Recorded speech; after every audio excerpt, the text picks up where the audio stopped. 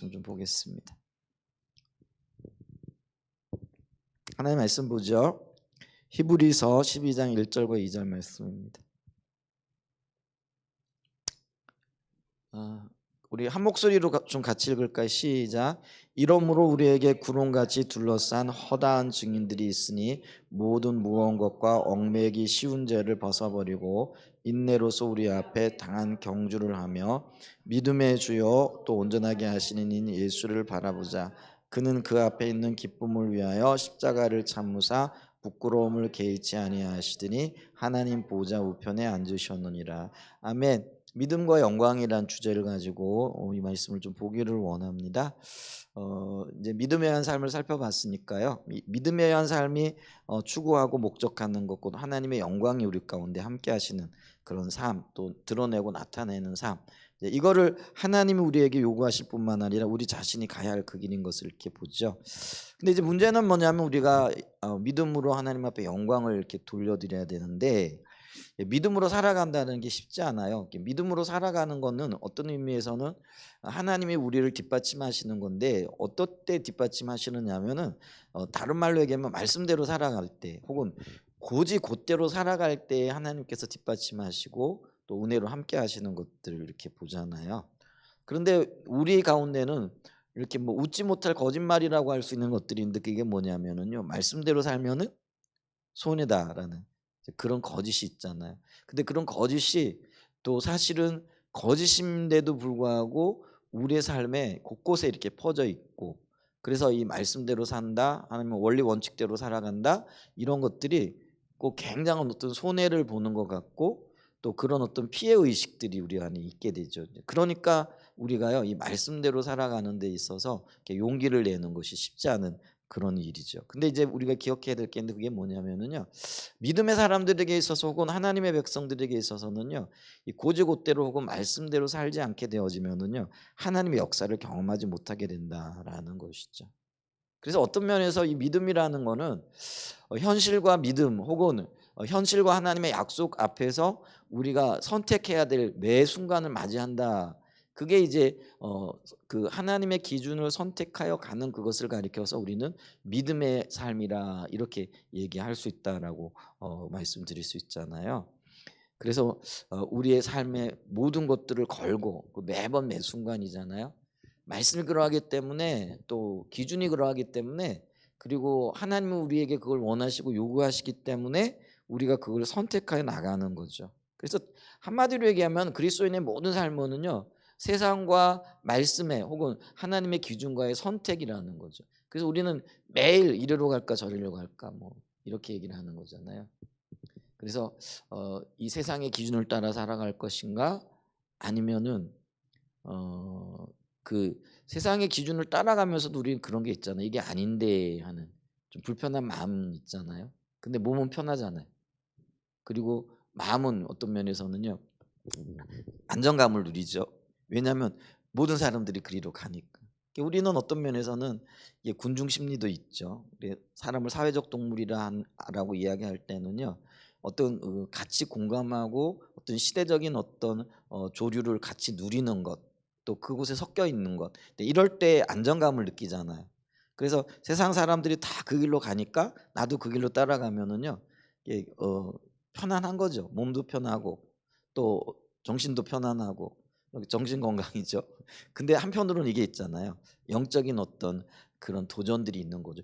이게 아닌 것 같은데 이렇게 살아서는 안 되는데 이렇게 해가지고 하나님 기뻐하실까? 만약에 우리가 구원받은 하나님의 백성들이라면은 세상 속에 묻혀 있다 또 세상의 어떤 조류에 섞여 있다라고 하면은요 이런 의구심이 들어야 되는 게 당연한 거예요. 왜냐하면 우리는 구별된 무리로 부름을 받았거든요.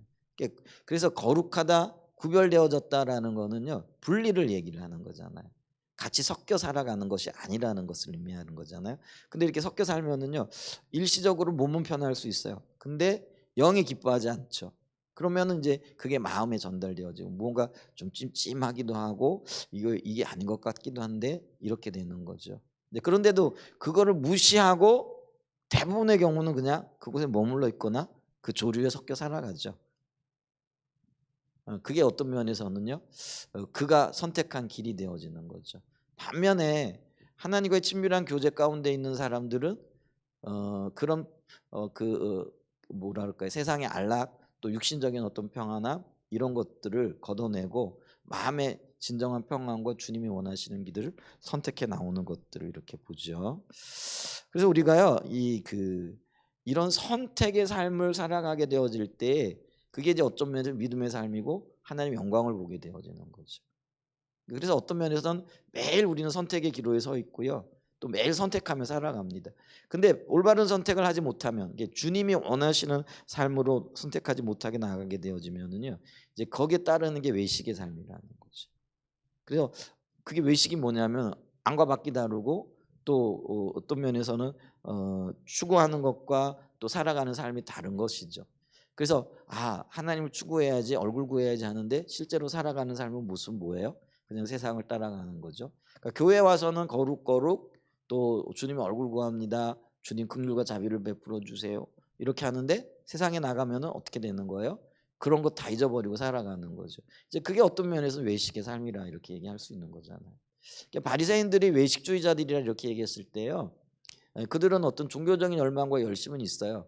하나님을 닮아가고자 하는 마음도 있었거든요. 근데 그들의 삶에서는 뭐예요? 그들이 욕심이 앞서는 거죠. 그래서 인정받기를 원했고 사람들이 그들을 칭찬해 주기를 원했고 또 종교적이고 또 어떤 면에서는 대단한 어떤 영적인 그런 힘이 있는 사람이라는 그런 어떤 시선을 받기를 원하잖아요. 어 근데 그런 어떤 욕구들이 있죠. 그런데 그들의 어떤 삶의 모습은요. 그런 욕구들과는 전혀 상관없는 자기 욕심들을 추구해 나가는 거죠. 그래서 그게 외식이 되어지는 거지. 근데 결국은 그것도 어떤 면에서는 선택인 거죠. 그래서 선택을 올바로 선택을 하지 못하게 되어지면은요. 외식하는 자가 되어질 수밖에 없다. 우리도 그래요. 예수 믿는 사람들이라 이렇게 얘기를 하는데 우리가 하나님 기준을 떠나게 되어지고 하나님이 원하시는 삶의 자리로 못 나가잖아요. 그러면은요. '이건 아닌 것 같은데.' 하는 그런 마음은 있는데 육신은 혹은 우리의 세상적인 삶의 방식은 세상과 동행하게 되어지는 거죠. 그게 정확하게 외식이 되어진다라는 거죠. 근데 오늘날 우리가 이 외식하는 경우들이 너무나 많잖아요. 이제 그런 어떤 것들. 그래서 우리가 어떤 면에서는요. 음 작은 일에 충성하는 자가 하나님께서 큰 것도 보이시겠다라고 말씀하셨는데 작은 선택에 있어서 그러니까 우리 보고 어느 날 갑자기 큰 선택을 하거나 아니면 큰 손해를 보는 곳에 딱 직면하고 그걸 극복해내라 그러면 참 쉽지 않거든요. 이제 근데 작은 것에서부터 하나 한 걸음씩 이렇게 나가면서 작은 선택에서 조금 더 큰 선택으로 그리고 나중에는 정말 주님이 기뻐하실 만한 큰 선택으로 심지어는 자기 목숨까지 내어놓을 수 있는 그런 선택으로 가게 되어지는 거죠. 그래서 우리가 작은 것으로부터 우리의 말씀에 우리의 삶을 걸고 또 우리의 모든 것을 걸고 또 우리 자신을 거는 것 이 이후 훈련들을 향해 나가야죠. 이제 이런 삶을 통해서 이게 이제 믿음의 삶이잖아요. 우리는 하나님의 영광을 우리 자신이 보게 되어지고 그 영광을 드러내게 되고 나타내게 되어진다라는 것이죠. 그게 이제 한 걸음부터 나가는 거죠. 그래서 이 믿음이 하나님의 영광을 나타낸다. 그래서 믿음과 영광은 밀접한 관련이 있게 되어진다라는 것들을 우리가 보잖아요. 그래서 오늘 이제 믿음에 관한 삶들을 이렇게 마무리하면서 제 아내가 아까 그 얘기를 하더라고요. 여보, 그 믿음에 관한 삶을 살고 믿음에 관한 삶을 살기 위해서 주님 찾아야 된다고 그렇게 얘기를 하는데 도대체 주님 찾는 것에 대해서 어떻게 얘기할 거야? 그리고 그걸 어떻게 주님 찾을 수 있도록 이끌 거야? 그렇게 제가 질문을 해서요. 제가 말문이 막혀 버렸어요. 왜냐하면은 주님 찾는 게 뭔지를 수없이 얘기했잖아요. 근데 이제 문제는 뭐냐면은 많이 들었던 분들은 그걸 알아요. 근데 대부분의 경우 우리 교회도 마찬가지 몇 명 안 모이는 교인들인데도요. 성도들인데도요. 그게 몰라요. 왜냐하면 주일날 낮에만 나오는 분들이 꽤 되거든요. 아니 꽤 되는 게 아니라 반은 넘는 것 같아요. 3분의 2는 되는 것 같아요. 그러니까 여기 지금 계신 분들은 적어도 이제 뭐 거의 뭐 매일 나오고 혹은 뭐 수요 예배, 금요 기도회 뭐 이렇게 나와요. 근데 이제 그런 분들이 우리 교회 한 3분의 1 정도밖에 안 되는 것 같아요. 그럼 나머지 3분의 2는 뭐예요? 물론 영상으로 예배드리는 분들도 있을지 모르겠는데 대부분 뭐 직장 일 바쁘고 또 세상 일 바쁘고 또 여러 가지 일 하고 뭐 이러느라고요. 주일날 낮에 와 가지고 뭐 우리 교회는 그래도 예배 한 2시간 정도 드리니까 다른 교회보다는 그래도 배가 되겠죠. 근데 절대적인 시간이 안 되는 거예요. 그러니까 제가요 가만히 이렇게 생각해 보니까 얼굴 구하는 거 수없이 설교하고 수없이 얘기를 했는데 근데 듣는 사람만 듣고 또 듣고 또 듣고 또 들었어요. 이제 그러다 보니까 어떤 현상이 나타나는 거예요? 이게 매일 오는 분들은 얼굴 구하는 거 주님과의 친밀함이 뭐 이렇게 깊이 설명 안 해도 그걸 뭐 예를 들어가면서 얘기를 안 해도 목사님 그래 맞아. 그게 얼굴 구하는 거지 친밀함이지. 뭐 이거 알아요. 근데 문제는요. 아까 주일날 제가 낮에 설교를 했잖아요. 대부분의 경우는요. 뭐 친밀함이 필요하다는 건 알겠는데 그리고 얼굴을 구해야 되긴 하겠는데 그 친밀함을 어떻게 구하고 얼굴 구할 때 어떻게 구체적으로 구해야 될까 이걸 모른다라는 거예요. 물론 제가요 주일날 낮에도 이런 영역이 있더래서 설명을 하고 또 했을 거예요. 근데 그걸 매번 설명할 수는 없는 거잖아요. 근데 문제는 뭐냐면은 대부분의 경우 아마 이거는 막 큰 교회들은 더 심각할 수도 있어요. 제가 요즘 있잖아요. 큰 교회들 뭐 수백 명 모이는 교회들도요. 주일날 저녁에 가 보면은요. 10여 명 이렇게 앉아 있더라고요. 제가 이제 가끔 이제 부흥회 같은 거 하잖아요. 큰 교회들이죠. 저 교회는 그래도 꽤 모이는 교회라 이렇게 하는 교회들 그래서 이제 목사님들이 "한번 우리 교회 부흥하는데 와 보세요." 이렇게 하고 가잖아요. 그러면은 정말 깜짝 놀랄 정도예요. 제가 이 교회 성도들이 이것밖에 안 돼?" 그 교회 제가 알고 있거든요. 그래도 뭐 꽤 모인다라는 걸 알고 있는데 뭐 부흥회 한다고 부흥회 같은 경우는 특별한 잔치잖아요. 그 얘기는 제가 왜 특히 부흥회를 얘기하냐면 특별한 잔치일 뿐만 아니라 평상시에 예를 들면 수요 예배라든지 금요 기도회라든지 이런 것도 아까 오전에도 잠깐 얘기했지만은요. 지금은요. 그 교회 큰 교회들은 10분의 1도 안 모여 있는 것 같아요. 그럼 대부분의 10분의 9는 안 모이는 거잖아요. 그러면 대부분의 중요한 얘기들이 사실은 목사님들 언제 해요? 뭐 수요일 날 하고 금요일 날 하고 새벽에도 하고 뭐 새벽에는 우리 교회 같은 경우는 설교 시간이 굉장히 짧아요. 짧아도 뭐 그래도 뭐 한 15분 20분은 하긴 하죠. 그러니까 뭐 하고 싶은 얘기 다 못 하죠. 그렇게 끝낼 수밖에 없긴 하지만 그래도 매일 모이니까 매일 그냥 뭐 얼굴 구해야 됩니다. 친밀함을 가져야 됩니다. 이거예요, 뭐. 그래서 예를 들면 요즘 전도서 하고 있는데 지금 잠언과 전도사가 지혜고 하나님을 경외하는 것과 관련되어지는 거잖아요. 그럼 경외하는 게 뭐냐? 주님 얼굴 구하는 거다. 주님 존중하는 거다. 말씀 깊이 있게 사랑하고 말씀에 순종하는 거다. 끊임없이 뭐 어제 했던 얘기 오늘 또 하고 내일 또 할 거예요. 그냥 계속 얘기를 한단 말이에요. 근데 그런 분들은 그래도 지금 뭐 목사님이 어떤 얘기를 하는구나 뭐 이건 알아들어요. 그렇구나. 그런데 문제는요. 주일날 낮에 딱 주일날 낮 예배만 드리는 분들이 있는 거죠. 그분들은요. 이 귀가 안 열려 있어요. 그러니까 공감대가 형성이 안 되는 거예요. 그러니까 이제 우리가 기도하는 이유 중에 하나가 뭐냐면은 주님 그분들이 귀를 열어 주세요. 그래서 이 말씀들이 좀 들려질 수 있도록 해 주세요. 그러니까 어떤 분들은요. 듣던 얘기고 반복되는 얘기들 속에 어느 한순간에 어떤 부분이 클릭이 되어져요. 그래서 그게 새롭게 깨달아지거든요. 그러니까 가끔 이렇게 "목사님 오늘 말씀이 너무너무 좋았어요." 오늘도 어떤 분이 그러더라고요. 근데 사실은 저는 나름대로 굉장히 힘들었거든요. 굉장히 힘들었는데 어떤 분은 그게 제가 그래서 그런지 "오늘 말씀이 굉장히 좋았어요. 목사님." 그러면서 와서 이렇게 얘기하더라고요. 근데 제가 볼 때 영적인 분위기는 오늘 우리 안 좋았어요. 많은 분들이 그 뭐 귀로는 듣잖아요. 근데 깊이 있게 공감이 안 되는 거예요. 이게 깊이 있게 공감이 안 되니까 어떻게 되어지는 거예요? 그 말씀을 따라 살아가고자 하는 열망 또 삶을 조정하고 또 그렇게 그 말씀 가운데 자기를 맡기는 게 이거 안 되는 거예요. 그러니까 이제 목회자 입장에서는 이게요 정말 마음이 너무 답답한 거죠. 도대체 어떻게 해야 되나? 그렇다고 뭐 이렇게 뭐 그렇잖아요. 그 뭐 이제 뭐 예배 참석 이런 것들 뭐 강요를 하기보다도 강조하고 "참여하세요. 기도 비전이 이렇기 때문에 우리가 기도에도 참여해야 됩니다." 뭐 이렇게 얘기를 해요. 근데 이제 그것도요. 듣는 사람들한테는 영향이 있는데요. 또 어떤 분들한테는 그냥 진짜 한쪽 귀로 듣고 한쪽 귀로 흘려버리는 그런 현상들이 나타나게끔 되어져 있다라는 거죠. 그래서 제 아내가 그러더라고요. 그 하나님 얼굴 구하는 거 그거를 찾는 거게 그게 뭔지를 명확하게 가르쳐 줘야지. 그래서 제가 말문이 막혔잖아요. 수없이 얘기했는데 근데 공감이 안 되는 거예요. 저기 우리 여- 우리 뭐 오늘 예배가 뭐 한 30명 모였나? 오늘 식사 인원이 몇 명이었어요, 사모님? 갑자기 그러니까 33명이었대요.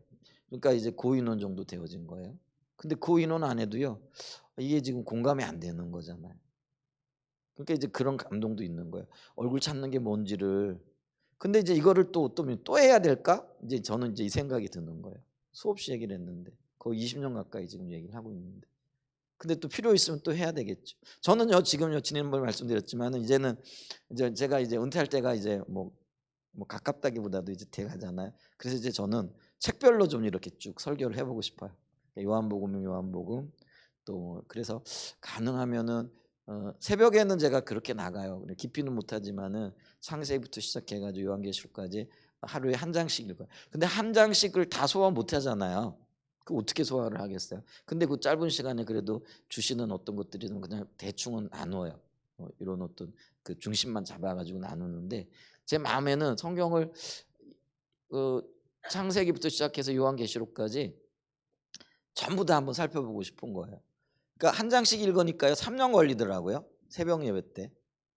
그래서 지금 두 번째 돌아가고 있고 두 번째 전도서를 하고 있는데 근데 이거를 만약에 좀 자세하게 한다. 예를 들면 단락별로 이렇게 한다 그러면은요. 아마 제가 은퇴할 때까지 해도 모든 성경을 다 설교할 수 없을 거예요, 제 생각엔 그래요. 그죠? 우리 십자가 복음 하는데도 제가 그게 십자가 복음을 설교는 안 했죠. 성경 공부를 하다가. 근데 그게 딱 지금 1년 하고 작년 1월 달에 시작해 가지고 오늘 이제 끝났으니까 얼마가 걸린 거예요? 1년 3개월이 걸렸더라. 하나씩 하나씩 살펴봤잖아요. 근데 그걸 책별로 이렇게 살펴보려고 하면은 아마 제가 은퇴할 때까지도 그걸 다 다루지 못할 수도 있는데 근데 저는 이제 그걸 좀 다뤄보고 싶은 마음이 있거든요. 근데 또 이제 제 아내가 그 얘기를 하길래 갑자기 그냥 성질이 나려 그랬죠. 뭐 이거 또 해야 돼? 근데 필요하다면 해야 되잖아요. 왜냐하면 제가 제가 하고 싶은 대로 하는 게 그게 또 설교도 아니고요. 하나님께서 비춰주시고 성도들이 바로 길을 발견하고 돌이켜지고 하나님 앞에서 이렇게 열망을 가지게 하게끔 하는 게 이제 목회자의 소명이기도 하고 해야 될 일이기도 하잖아요. 그래서 갑자기 또 고민이 생겼어. 이걸 어떻게 해야 돼? 그러면은 얼굴 찾는 거를 해야 돼. 얼굴 구하는 걸 해야 돼. 하나님 찾는 게 뭔가에 대해서 또 이렇게 그 살펴봐야 돼. 이제 이런 생각을 하는 거죠. 우리 끊임없이 살펴봐야 돼요. 그래서 제가 고민이 생겼어요. 그래서 좀 기도가 필요해요. 여러분들 제가 이런 얘기를 하는 거는 여러분들도 좀 기도해 주세요. 그래서 혹시 주시는 어떤 마음이나 있으면은 저한테 좀 이렇게 일러 주세요. 주님 이런 마음을 주세요. 하고 이렇게 나눠 주시면 또 저도 기도하면서 하나님께서 어떻게 하길 원하시는가 이 부분을 좀 살펴보게 될 것 같아요. 아멘. 음. 근데 여러분 했던 얘기 또 듣고 또 같은 주제 들으면 여러분 좀 지겹지 않으세요? 근데 저는 지겹지는 않아요. 뭐 저는 뭐 했던 얘기 또 하고 해도 뭐 그건 늘 좋은데 음, 뭐 그렇긴 한데 듣는 입장에서는 뭐 또 근데 이제 또 사모하는 입장에서 보면은요 또 다르게 보여지는 것들이 분명히 있죠. 그거 붙잡으면 되는데 어쨌거나 그래요. 그런데 얼굴 구하는 것, 그러니까 하나님을 참는 것밖에 뾰족한 수가 없다라는 거예요. 그래서 우리가 얘기를 할 때 있잖아요. 영적인 길에는 이게 뭐예요? 지름길이 없다라는 거죠. 그러니까 정석대로 가는 거예요. 그러니까 이게 더뎌요. 그러니까 교회가 세워지는 것도 더뎌요. 대부분의 경우 있잖아요. 우리가 교회를 세워지는 걸 부흥으로 이게 이 부흥으로 얘기할 때는 맞아요. 부흥이 교회 세워지는 건데 근데 우리가 인식하는 부흥은 어떤 부흥이에요? 사람 숫자 늘어나는 거잖아요. 근데 사람 숫자 갑자기 많이 모이잖아요. 그럼 그 교회 금방 순식간에 무너지더라고요. 제가요. 음, 제가 포항에서 처음 목회를 시작했거든요. 근데 하나님이 갑자기요. 그 제가 7명 있는 그 교회에 이렇게 갔어요. 노인분들 이렇게 계신데. 근데 갑자기 몇 개월 새에 30명, 40명이 모이더라고요. 야, 제가 그때 이러면 교회 되겠다 싶더라고요. 근데 이제 그렇게 되고 한 1년쯤 지나면서부터요. 교회가 다 하나씩 빠져나가기 시작하고 도로 7분 남더라고요. 사람만 바뀌었죠. 게 있잖아요. 이게 하나님께서 제대로 이렇게 세워지지, 그러니까 하나님의 말씀의 토대에서 삶을 조정하고 우리 신앙의 성장과 성숙이 없이 이루어지는 부흥, 그게 진정한 부흥이잖아요. 금방 무너지게끔 되어져 있어요. 그게 더뎌요. 여러분, 사람 세워지는 것, 이게 사람 변하지 않는다, 이건 거짓말이에요. 근데 이것도 있어요. 근데 그렇게 말하는 이유가 뭐냐면 사람 변하는 게 그만큼 많은 시간이 필요하더라는 거예요. 그러니까 많은 분들이 이거 사람 변하는 거 이거 거짓이야. 안 변해. 진짜 안 변하는 게 사람이야. 이렇게 생각을 하거든요. 근데 그거는 말씀에 맞지 않아요. 성경은 새롭게 하시겠다고 말씀하셨기 때문에 당연히 새롭게 되어져요. 근데 이 새롭게 되어지는 것도요, 어떤 면에서 선언적인 새롭게 되어짐이 있어요. 누구든지 그리스도 안에 있으면 새로운 피조물이라. 그런데 새로운 피조물 되어진 우리가 성숙하고 자라나는 데는요, 여기에 따르는 시간이 필요하고 에너지가 필요하더라는 거예요. 아멘. 그래서 이 선언과 실제 사이에, 그걸 이제 이론과 실제 사이라고 얘기할 수 있는 거잖아요. 더치 시츠 목사님이 그 얘기를 했잖아요. 지식, 삶, 이게 머리, 가슴. 이게 이제 물리적으로는 한 30cm죠. 뭐 긴 분들은 더 길 수도 있겠죠. 근데 이제 보통 한 30cm 된다 생각을 해요. 근데 이 물리적으로 30cm 이 정도가 세상에 가장 먼 거리라는 거예요. 그러니까 지식이 삶으로 내려와서 실제가 되어지는 것. 이론이, 그러니까 예수 그리스도의 십자가의 그 공로가 우리의 삶에 실제가 되어지고 그것이 나의 생명이 되어지고 주님과 완전하게 연합되어지는 거기까지 이루는 것. 이게요, 세상에서 가장 먼 거리가 될 수도 있다라는 거. 어떤 분에게는 가장 가까운 거리일 수도 있겠지만, 무슨 말인지 이해가 되시죠? 그렇기 때문에 우리가요, 어떤 면에서는요, 듣고 살고 또 배우고 가르치고 그러면서 은혜를 구하고 이렇게 살아나가야 되는 거죠. 그게 어쩌면 믿음의 삶이에요. 그러니까 어떤 면에서 있잖아요. 제가 믿음의 삶을 강의 설교를 했어요. 근데 되게 뜬구름 잡는 이야기들인 거예요. 사실은 어떤 면에서 보면. 근데 그게 뜬구름 잡는 이야기가 되어지지 않기 위해서는요, 성령이 오셔야 돼요. 그러니까 여기에 이제 성령의 역사하심이 필요한 거죠. 그러니까 성령이 은혜 베푸셔야 돼요. 그러니까 성령이 임재하시지 않고, 임재하셔야 은혜가 함께하는 거잖아요. 그러니까 은혜가 없으면은요, 우리는 그냥 뜬구름 잡는 얘기하는 거예요. 그러니까 제가 얘기하면 지식으로 얘기하고 지식으로 받아들이고, 근데 그 지식은요 금방 잊혀져요. 여러분 있잖아요, 이 지식이 얼마나 허무맹랑한 건지. 예를 들면은요, 우리가 이게 성경 구절 외우잖아요. 부지런히 외웠어요. 근데 내일 가면 잊어버려요. 지식이 이렇게 덧없는 거예요. 어떤 면에서. 그 지식이 삶이 되어지기 위하여 몸부림치지 않으면은요, 내 가슴에 새겨지지 않으면은요, 그 지식이 어떤 면에서는 아무런 의미가 없게 되어지는 거죠. 아멘. 근데 그게 그 일이 일어나기 위해서는 성령이 역사하셔야 돼. 근데 그게 부흥이고 회복인데, 근데 그게 쉽지 않더라는 거예요. 그래서 정말 간절함이 필요해요. 간절함이 필요해요. 저와 여러분에게 이런 은혜가 있기를 간절히 소망해 봅니다. 그래서 이 믿음으로 반응하고 믿음으로 살아가는 게 실제가 되어지면서 그 믿음의 삶이 하나님께 영광을 나타. 그래서 믿음과 영광, 굉장히 밀접한 연관이 있다라고 이렇게 말씀드릴 수 있잖아요. 그래서 어떤 면에서는 우리의 믿음이 자라나죠. 오늘 읽은 히브리서 12장 1절과 2절 말씀에 보면은 이 믿음이 자라나게 하는 몇 가지 요소들이 있어요. 이것도 물론 지식이에요. 근데 이 히브리서 기자에게는 이게 지식이 아니고 실제였겠죠. 그러니까 이게 왜냐하면 주님의 말씀이니까요. 그래서 이걸 우리에게 전해주고 있다라는 거죠. 자, 이 히브리서 1장과 2절의 핵심적인 그 뭐랄까 의미는 뭐냐면은요, 예수 바라봐야 된다라는 거죠.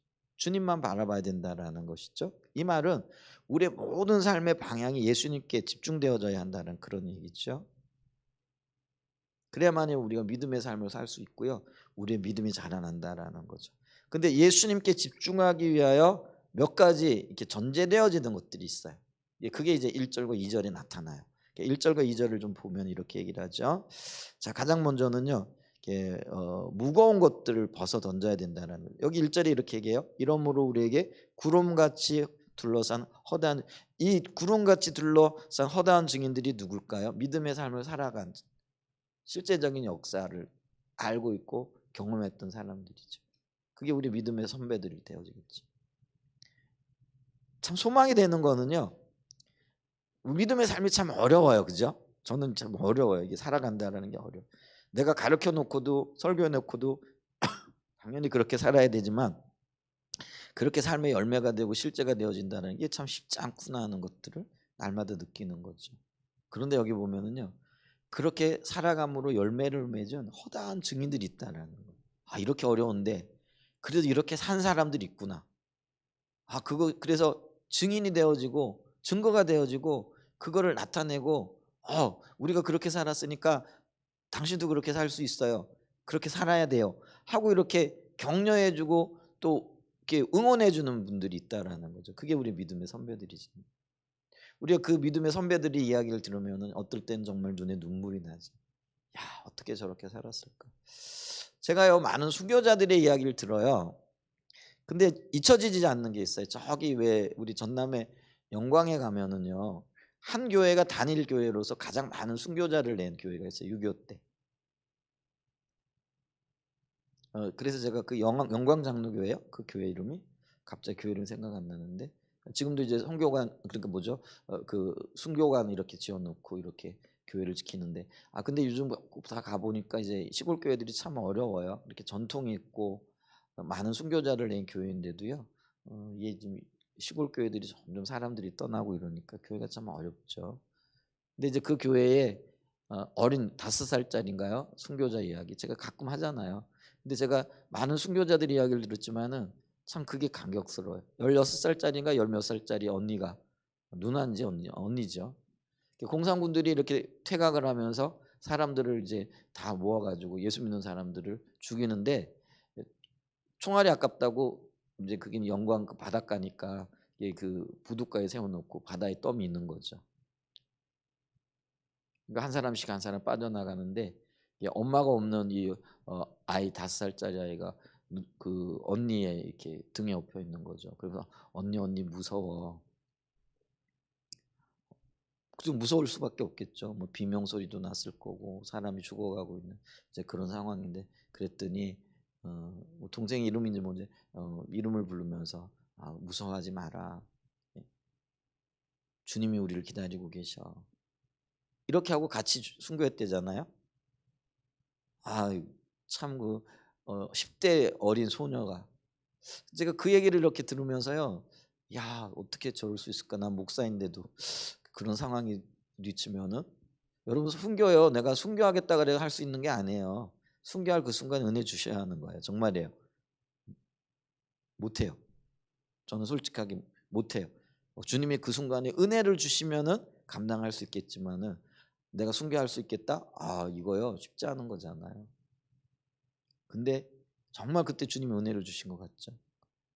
그 10몇 살짜리 그 아이가 그 죽음을 목전에 두고 그 두려운 순간에도 주님이 우리와 함께 하셔. 잠시 잠깐 후면은 가장 평안할 거야. 이 이야기를 하고 동생과 함께 같이 순교를 당했다 그래. 그때 제가 기억하기로는 130명인가 뭐 하여간 그날에 그 교회에서 한꺼번에 그러니까 단일 교회에서 우리 왜 제암리 교회 있잖아요. 저기 그 경기도 화성에 가면은 수원인가요? 화성에 가면 왜 그 일제 시대 때 뭐 성도들 문 걸어 잠그고 왜 일본 군인들이 왜 불태워 가지고 그게 제암리 교회 사건이잖아요. 거기서도 많은 분들이 돌아가셨어요. 근데 거기보다도 더 많은 순교자들이 그때 그 영암에 있는 교회 영광이죠. 영광 법성포라고 들어보셨어요? 염산교회 빛과 소금 교회네. 그 교회에서 실질적으로 6.25 때 그 일이 있었다라는 거죠. 근데 그분들이 우리의 증인이 되는 거예요. 그런 얘기를 들을 때마다요. 믿음의 길이 참 순탄하지 않아요. 근데 그렇게 믿음을 살아갈 수 있었는데 그게 주님의 은혜였다라는 거죠. 아멘. 그 은혜를 사모합니다.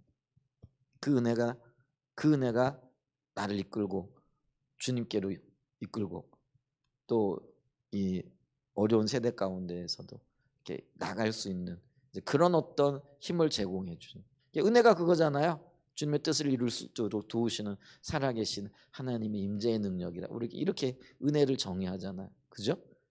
그런 은혜가 저와 여러분들이 있기를 축복합니다. 그래 여기 보세요. 허다한 증인들이 있었대. 와, 참 감사해. 근데 이 증인들의 삶에 그리고 우리에게 요구되어지는 게 뭐냐면은요. 증인들도 그랬고 우리도 그래요. 그게 뭐냐면은요. 무거운 것을 벗어버려야 된다는 거죠. 거추장스러운 거, 믿음을 방해하는 어떤 요소들. 여러분 한복이 굉장히 아름답잖아요. 지난 주간인가요? 저희 그 조카가 결혼을 했어요.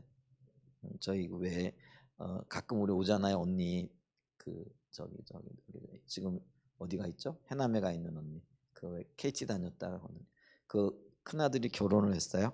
근데 주일날 결혼하니까 못 가보는 거죠. 그냥 부주만 보내고 그냥 축하한다 그러고 이해해달라고 이제 얘기를 하고 그래서 뭐 주일날 결혼하는 거 어떡하겠어요? 뭐 당연히 못 가는 거죠. 근데 이제 그날 이제 전화 통화를 하는데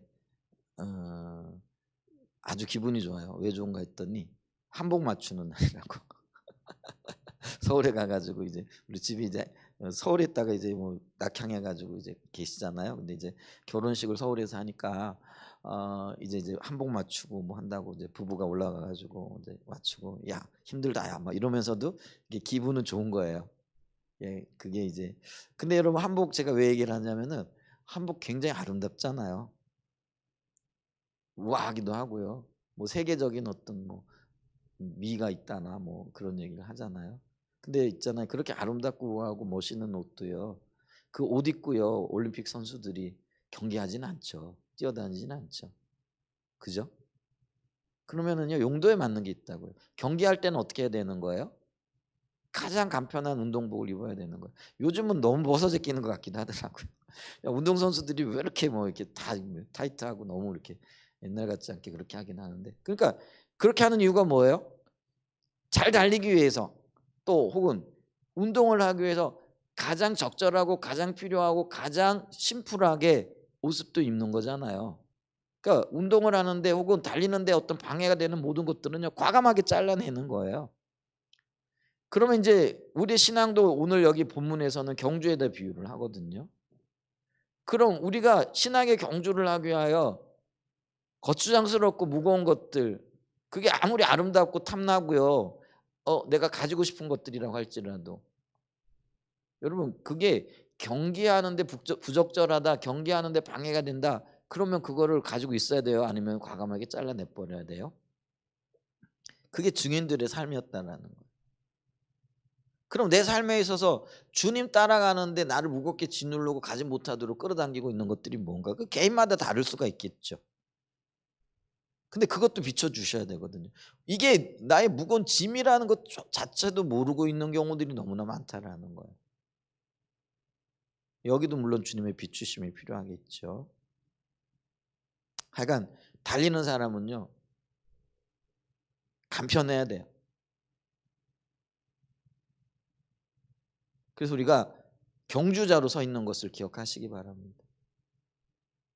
그래서 우리 주님이 우리와 함께하고 계신데 우리가 열심히 달려야 그럴 때 우리를 무겁게 하는 것, 거추장스럽게 하는 것, 달리지 못하게 하는 것들, 우리의 신앙생활의 성장을 방해하는, 성숙을 방해하는 어떤 것들이 있다면 과감하게 벗어 던져야 돼요. 여러분 믿음의 한 삶은요 단순한 삶이에요. 단순해요. 그리고 이 말은 뭐냐면은요 말씀이 그러하면은요 모든 걸 걸어야 된다는 거예요. 주님이 이쪽으로 가라 그러는데 나는 못 가요. 주님이 이거 하라 그러는데 나는 못 해요. 주님이 이거 아니라 그러는데 나는 그게 좋아요. 그게 아니라는 거예요. 말씀이 그러하면은요. 이거 안 돼. 그러면 그거 내가 좋아도 내려놓는 거예요. 그거 해야 돼. 그러면요. 내가 하기 싫어도 하는 거예요. 여러분 그게 동역자의 삶이고 동역자들이 가져야 할 삶의 자세고 태도라는 거죠. 말씀이 분명하게 얘기하고 있는데도 우리는 그걸 가지고 고민해요. 고민한다는 것 자체가 그게요. 우리가 지금 무거운 짐을 갖고 있다는 거. 명백한데 근데 이 명백함에도 불구하고 그거를 내려놓을 힘이 없다라는 것, 이미 우리가요 너무나 복잡하다라는 것, 무거운 곳에 너무 익숙해지고 그런 것들을 너무 사랑하고 있다라는 거죠. 그리스도인의 삶은 단순해야 돼요. 방해가 된다면 벌써 던져야 된다라는 거죠.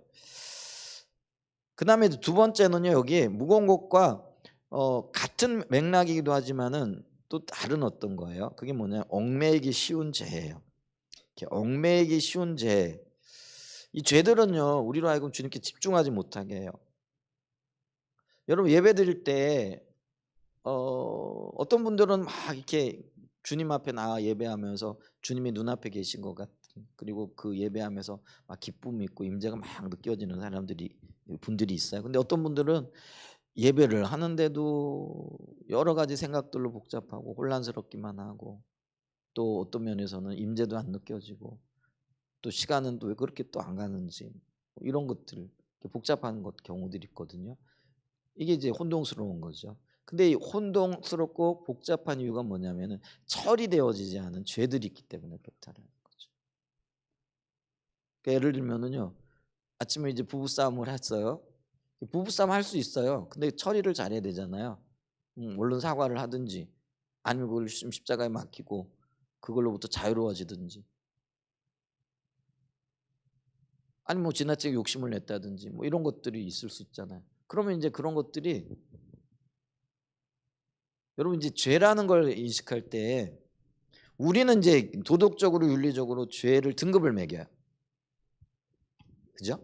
살인죄는 무거운 거야. 그래서 우리가 살인을 저지르면은 뭐 예를 들면 사형을 당한다든지 뭐 무기형을 당한다든지 이러잖아요. 근데 뭐 좀도둑들은 어때요? 뭐 훈방 조치하기도 하고 뭐 이렇게 하잖아요. 이게 우리는 이제 습관적으로 죄에 대한 등급을 매겨. 이거는 큰 죄, 이거는 작은 죄. 근데요, 하나님 나라에서는 큰 죄, 작은 죄 없어요. 그게 죄예요. 아무리 작은 죄도요, 이 작은 죄가 주님을 인식하는 걸 방해하기 시작을 하는 거죠. 그럼 이게 큰 죄가 되어서 우리가 인식할 때 이게 엄청난 죄인 거예요. 그러니까 이거를 우리가 주님 앞에 해결해 나가야 된다라는 거죠. 죄는 죄일이에요. 그리고 그 죄가 우리로 하여금 주님께로 나가는 걸 방해하는 거예요. 하나님 보실 때는 큰 죄나 작은 죄나 이거 의미가 없어요. 여러분 우리가 비행기 타잖아요.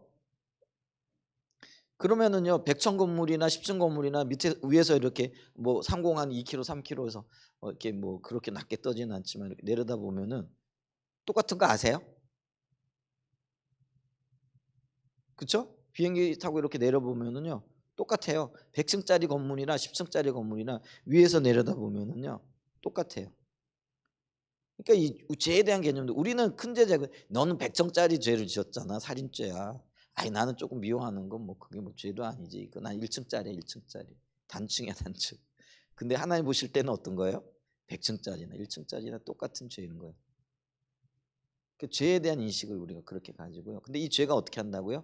하나님과의 관계를 특별히 처리되어지. 여러분 우리는 연약하기 때문에요, 죄 지을 수밖에 없어요. 그게 우리의 모습이에요. 인정해야죠.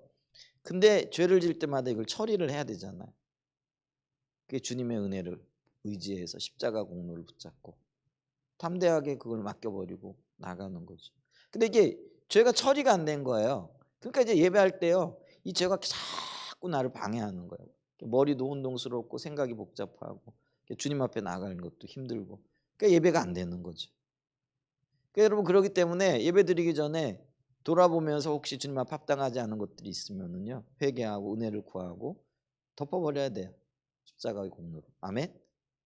그래서 이 얽매이기요, 그러니까 죄가 나를 얽매이게 한다고요. 복잡함으로 인도한다고요. 혼돈 가운데로 인도한다고요. 그러니까 처리되어지지 않은 죄들이 그렇다라는 거예요. 그러니까 무거운 거는요, 이건 뭐 죄는 아닐지 몰라도 내가 주님께로 나가는 걸 방해해요. 근데 죄는요, 나를 혼동으로 인도하는 거예요. 근데 이 모든 것들이 다 주님 앞에 합당하지 않아요. 그래서 그걸 내려놔야 돼요. 그래야 우리가 주님 경주로 온전히 경주에 집중할 수 있게끔 되어진다라는 것들이죠. 자, 지금 우리가요, 그 믿음으로 자라나기 위해, 믿음의 삶으로 나가기 위한, 그게 예수 바라보는 건데, 예수 바라보기 위해서 해야 될 전제 조건들을 좀 보는 거예요. 첫 번째 뭐라고요? 무거운 것 벗어 던져라. 두 번째, 얽매이기 쉬운 죄들 십자가 앞에 해결하라. 그 다음에 세 번째는 뭐냐면, 여기 보면 1절에 이렇게 되는, 인내로서 우리 앞에 당한 경주를 하며. 굉장히 필요한 게 인내라는 거죠. 인내한다라는 거는요, 진실하신 하나님 앞에 약속하신 것에 대해서는 반드시 이루실 그분을 의지하여서 그 약속에 내 삶을 걸으라라는 그런 의미죠. 근데 이게 참 어려운 게요, 우리가 내일의 사람이라고 일컬어지는 다윗이요 가장 많이 기도한 제목이 여러분 시편을 보면은요, 우리가 다윗이 기도를 그가 얼굴 구하는 기도했다 그래서 우리 시편 27편 4절 보면은 평생 동안 내가 주의 아름다운 성전에서 주의 묻고 이렇게 정말 아름다운 그걸 하잖아요. 근데 이 아름다운 기도가요 인내의 결과라는 거 아세요? 그리고 그 인내할 때 그가 어떤 부르짖음이 있었냐면은, 주님 나 죽겠습니다. 언제까지 나를 이 자리에 놔두실래요? 그게 그의 기도의 어떤 면에서 대부분이었어요. 근데 여러분 제가 늘 얘기하잖아요, 이 아름다운 얼굴 구하는 기도에 이르기까지 과연 다윗이 주님 나 죽겠습니다. 언제까지 이 자리 내버려 두실래요? 이러면서 주님과 씨름하는 그 시간이 없었다라면은 이 얼굴 구하는 기도, 주님만이 그 약속을 이루시는 분으로서 우리에게 가장 선하고 아름다운 것들을 주신다는 걸 깨달아 알아 그 자리에 서는 자리까지 나갈 수 있었겠느냐라는 거죠. 그러니까 여러분 그걸 기억해야 돼요. 다윗이 가장 많이 한 기도가요, 주님 얼굴 구합니다가 아니에요. 그는 평생의 대부분을, 주님 내가 언제까지 이렇게 힘들고 어려워야 돼요? 어느 때까지 나를 여기서 내버려 두실래요?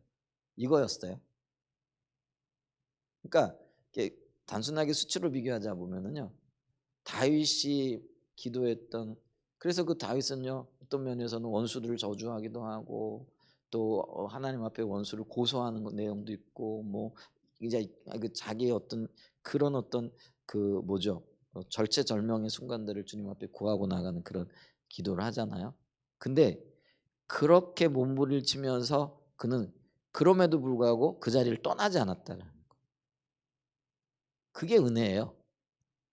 그러다 보니까 그가 나중에는 야, 이게 주님이 최고구나. 이제 그걸 누리다 보니까요, 야 주님 안에 모든 것 있구나. 그러니까 내가 주님 얼굴만 구해야 되겠네. 그래서 내가 평생 동안 주의 전에서 주의 아름다움을 바라보면서 주님께 묻고 주님 안에 있어야 되겠구나. 이런 기도가 나오는 거예요. 아멘. 그리고 이 기도는요 어떤 면에서는 다윗의 평생의 절규를 토대로 해가지고 주님 앞에 만들어진, 그리고 빚어진 아름다운 신앙의 고백인 거예요. 근데 이제 문제는 뭐냐면 우리는 이제 이걸 보면서 요것만 보는 거예요. 그래서 요 열매를 취하기를 원해요. 근데 요 열매를 취하기 위해서는 어떻게 된다고요? 그 다윗의 수많은 눈물과 인내와 하나님 앞에서의 씨름을 봐야 되는 거죠. 아멘. 근데 그게 인내라는 거예요. 그 인내가 없으면요, 그게 인내가 필요한 거예요. 그 고통의 순간이 인내가 있었고 인내가 없으면은요 이게 열매가 없게 되어지는 거죠. 그래서 믿음은요 어떤 편에서는요 오래 참고 기다리는 거예요. 음, 답답하잖아요. 우리가 보면은 야 언제 우리는, 또 언제 우리 가정은, 언제 우리 교회는, 언제 우리 자녀들은, 이런 생각 들잖아요. 언제 내 인생은 좀 한번 꽃 피워볼까? 꽃 안 피워도 괜찮아요, 주님이 함께 계시면. 근데 그게 인내 가운데 터득되어지는 거라는 거예요. 아멘. 아멘. 그래서 지금 그게 믿음의 삶이에요. 네. 그거를 지금 인내하라 이렇게 얘기를 하고 있다라는 거죠. 놀라운 거예요. 근데 이 고백이요 이게 쉽지 않아요. 눈물이 이 토대가 되어지지 않으면은요 이 고백 못 해요. 그리고 또 함부로 또 인내하세요 이 얘기하기도 참 쉽지 않아요. 왜냐면 너무 힘들고 어려운 걸 아니까. 근데 이제 그거는 있죠. 열매를 본 사람들은 이렇게 인내의 결과를 알고 그래도 그럼에도 불구하고 이게 나오는 거죠. 그러니까 우리가 이제 고백하는 신앙 고백, 그리고 가장 나중에 고백되어지는 신앙 고백도 그거더라고요. 우리 사드락과 메삭과 아벳노고가 느부갓네살 왕 앞에서 하는 고백이 그거잖아요. 그리 아니하실지라도. 그게 이제 그럼에도 불구하고의 신앙이고, 그게 내가 원하는 대로 내가 기대했던 대로 안 된다고 할지라도 그게 그리 아니하실지라도. 근데 이런 고백이 드려지게 되어지면 대부분 어떤 면에서는요 하나님께서 인내의 때를 잘 넘긴 걸로 인정하시는 것 같으시더라고요. 우리가 인정받기 위해서 물론 인내하고 참고 그러는 건 아니에요. 근데 여러분 우리 고백하면서 그리 아니하실지라도 혹은 그럼에도 불구하고 나는 주님을 사랑합니다. 주님이 가장 선한 일들을 이루실 줄 믿습니다. 이게 우리의 믿음의 한 어떤 면에서는 절정 부분이 되어질 수도 있어요. 그죠? 그래서 매 순간 참아야 돼요. 뭐 교회가 빨리 성장 안 하고 야 주일학교 빨리 왜 안 해? 또 이게 하나님이 다음 세대 세우라고 우리 성품 교육을 통해서 하나님께서 어떤 일도 하신다고 하셨는데 근데 열매들은 적어요. 그러나 그럼에도 불구하고 혹은 그리 아니하실지라도 하나님 비전을 주셨는데 그 비전 보고 달려왔는데 그리 아니하실지라도 그럼에도 불구하고 여기에 우리 인내가 필요함을 믿습니다. 아멘. 너무 제가 정답만 요구하나요? 가슴이 답답해지세요? 아니면 주님을 향한 새로운 소망과 희망이 있고 내가 어떻게 살아야 될까 보여지세요? 후자가 되어질 수 있길 축복합니다. 주님은 살아계십니다. 아멘. 그리고 난 다음에 이제 오늘 이제 핵심적인 내용이 나오잖아요. 그래서 2절에 보게 되어지면은 이렇게 한번 같이 읽어볼까요? 믿음의 주요 또 온전하게 하시는 이 예수를 바라보자. 자, 예수를 바라본다라는 게 이게 이제 다른 말로 얘기하면은요 얼굴을 구하는 것이기도 하고요. 이 측면도 있어요. 근데 또 다른 측면은 뭐냐면은요, 내가 주를 바라본다라는 건 실질적이고 실천적이에요. 이렇게 바라본다 그러면은 얼굴 구한다 그러면 너무 추상적으로 느껴지잖아요. 근데 이 말은 추상적인 게 아니에요. 실질적인 거예요. 그게 뭐냐면은요, 예수님께서 혹은 하나님께서 성령의 조명으로 비춰시는 부분들에 대해서 실질적인 돌이킴을 갖는 거. 이게 바라봄이라는 거예요. 이게 바라본다라는 어떤 면에서 동의하고 동참한다라는 그런 의미도 있잖아요. 내가 그래 인정하는 거죠. 그럼 뭘 인정하는 거예요? 당신이 옳아요. 그래서 내가 돌이켜요. 성령께서 비춰주신 것들이 있으면은요, 얼른 돌이켜야 되는 거죠. 그게 주님 바라보는 거예요. 그게 믿는 거예요. 바라본다, 믿는다, 혹은 뭐 어떤 면에서는요, 그게 같은 의미잖아요. 그래서 믿으니까 어떻게 하는 거예요? 삶을 조종하는 거죠. 그래서 주님은요, 우리에게 이렇게 하나님의 의중과 의도를 보이시고 또 그 의중과 의도에 따른 그 하나님의 어떤 그것들을 이렇게 비추세요. 그게 이제 우리가 성령의 조명이라고 하잖아요. 깨닫게 하신단 말이에요. 근데 깨닫게 하시는데도 우리는 어떤 때는 그 깨달음에 반응하지 않거든요. 깨달음이 있으면 어떤 대가가 있더라도 반응해야 되잖아요. 그게 주님 바라보는 거예요. 그게 이제 순종의 문제이기도 하잖아요. 그래서 우리가 그 얘기를 많이 듣잖아요. 어, 하나님이 더 이상 말씀 안 하신다. 혹은 하나님이 더 이상 비치지 않으신다. 예전에는 자주 비쳤는데 깨닫게 하셨는데 그게 이제 조명이고 깨달음이잖아요. 음성 들려주시는 거잖아요. 근데 이제 그렇지 않다. 그러면은 우리가 그 한번 돌아봐야 된다라는 거죠. 비치셨는데도 내가 돌이키지 않는 게 뭐가 있는가. 다시 말씀드린다면 순종하지 못한 것이 무엇이 있는가. 그래서 성령의 조명으로 비친 부분, 이미 깨닫게 하신 부분에 대하여 내가 돌이키는 것을 포함하는 게 예수님을 바라보는 것과 연관되어진다라는 거죠. 그래서 이거는요, 바라본다라는 건 돌이키는 것과 연관되어지기 때문에 내 생각을 내려놓고 적극적으로 예수님의 생각에 동의하고 혹은 예수님의 생각을 찾는 것과도 깊이 있게 연관이 되어진다라는 것이죠. 그래서 이렇게 하다 보면은요, 자기 연약함도 보여져요. 그래서 내 연약함까지도 주님 앞에 내려놓고 우리 주님께 초점을 맞추고 이제 그걸 우리가 하나님 중심적인 삶이라 이렇게 얘기를 하는 거죠.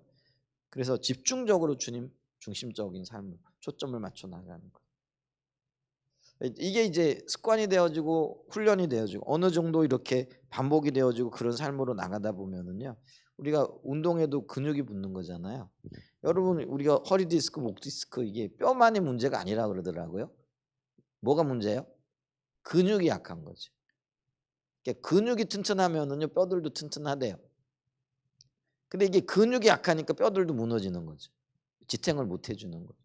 그러니까 우리가 운동을 하는데 뼈 운동하는 거 아니에요. 목 운동하고 허리 운동하는 게 근육 키우는 운동이잖아요. 그러니까 근육이 튼튼해져야 뼈도 이렇게 초점을 뭐랄까 튼튼해지고 제자리를 지키게 되어지는 거잖아요. 마찬가지로요. 우리의 신앙 훈련, 신앙 근력이 튼튼해져야 돼요.